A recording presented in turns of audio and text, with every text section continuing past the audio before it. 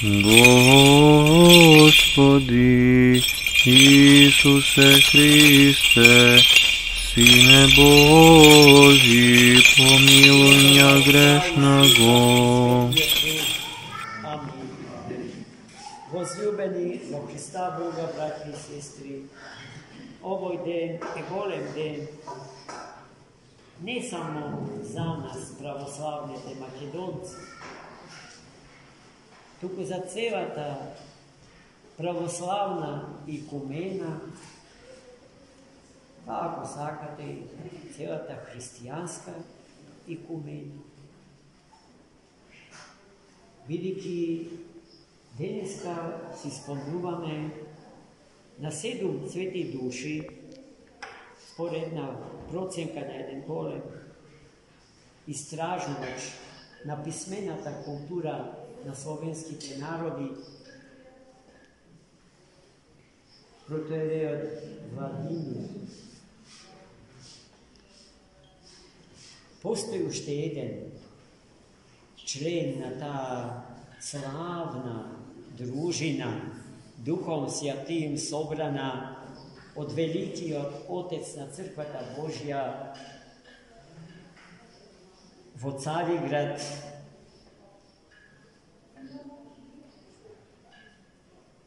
големиот патриарх,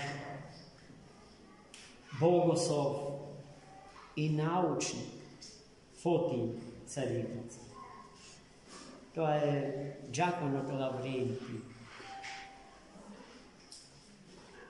Отец Владимир Мошин беше сигурен дека се 8 души на број, а не 7, како што официјалната историја на црквата зборува.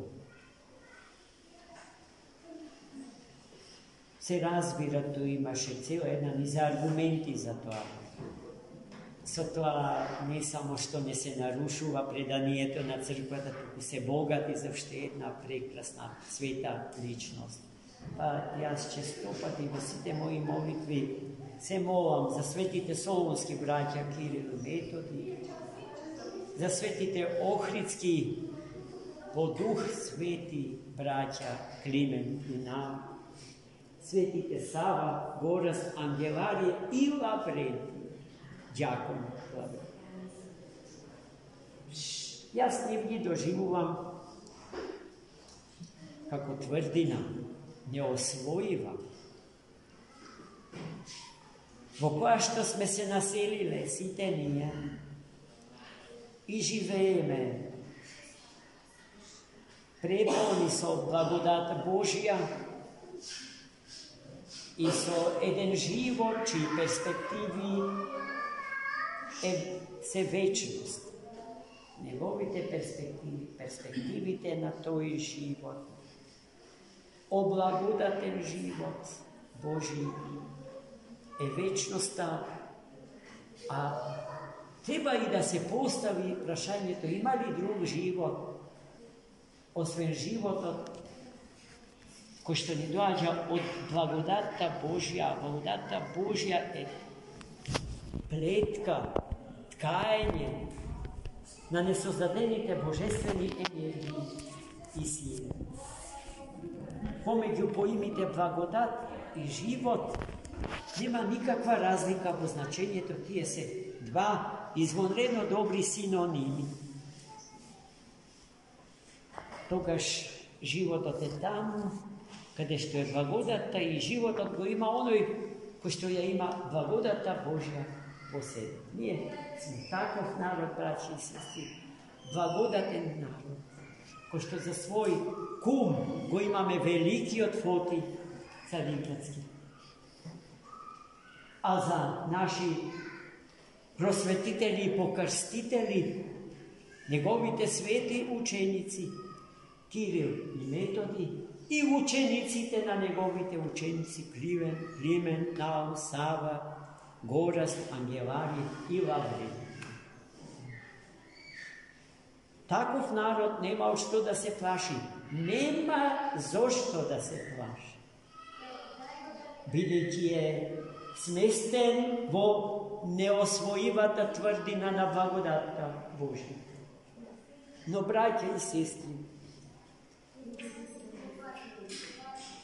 најопасни се доброволните напуштања на тврдина. Нив ги има се повеќе, тие се побројни. И опасноста за тие наши браќа и сестри е голема.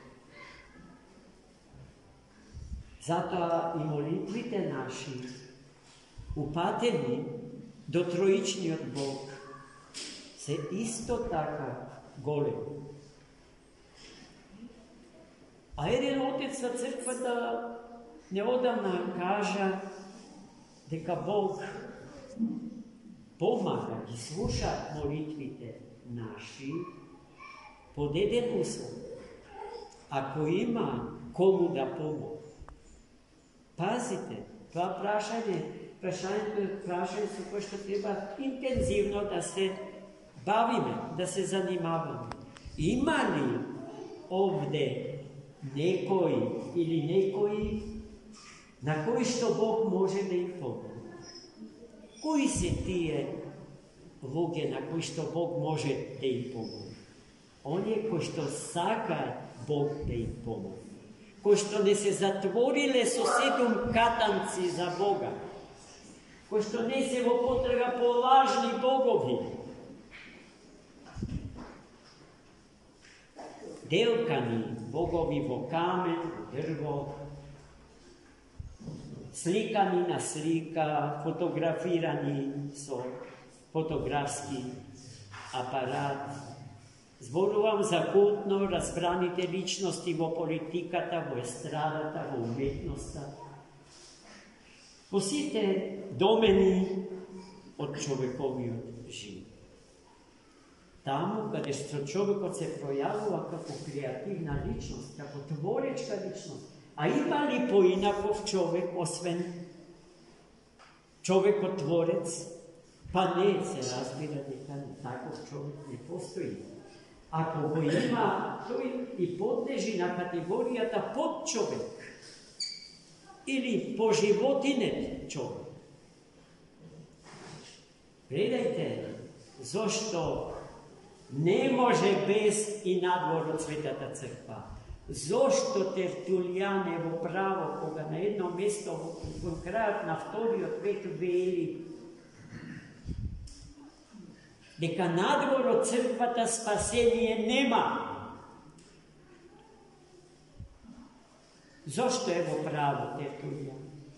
Затоа што за него црквата не е институција. Налик на секоја друга институција, која што ние ја знаеме денеска. Политичка, културна, државна, секако. Црквата само тоа не е. Таа институција не. Црквата е жив организам. Клетките на тој организам е секоја личност посебно која што го чини телото на тој организам. Изгоре на тоа, секоја личност на тој организам е орган на тој организам. И како што телото на човекот би го загубило животот ако еден од неговите органи откаже послушност, не сака да работи, срцето, бубрегот. И сите други, да не ги набројувам, така и црквата страда кога еден од органите на тој богочовечки организам, на тој небоземен организам страда. Ама со љубовта и топлината на сите болниот се залечува. По силата на Сесветиот и животворен дух. Во таква црква не го ведија денес славените Кирил и Методи, Климент и Нал, Сава, Гораст, Ангеларije и Лаврентија. Во таква црква, браќа и сестри, а не во административно-бирократски апарат, кој што од канцеларија ја раководи црква. Таквите во црквата се лажни и Бог не ги сака. И нивното дело не го благословува, бидејќи не е градбено, надзидателно, туку деструктивно или уривачко. И ние, кои што живееме во црквата, имаме дар за разликување на духовите, дар за разликување на вредностите, дар за разликување на личностите. И не ни е тешко да ја направиме таа разлика меѓу вистинските и лажните членови на црквата, во клирот и во народот Божи. Да живееме со безкрајна благодарност кон светите покрстители наши. Да им бидеме вечно благодарни, бидејќи тие и сега, кога зборуваме за нив, стојат пред престолот Божи и се молат за нас, за нашето спасение, за еднината на нашите деца, за еднината на децата на нашите деца. Амин. За мною.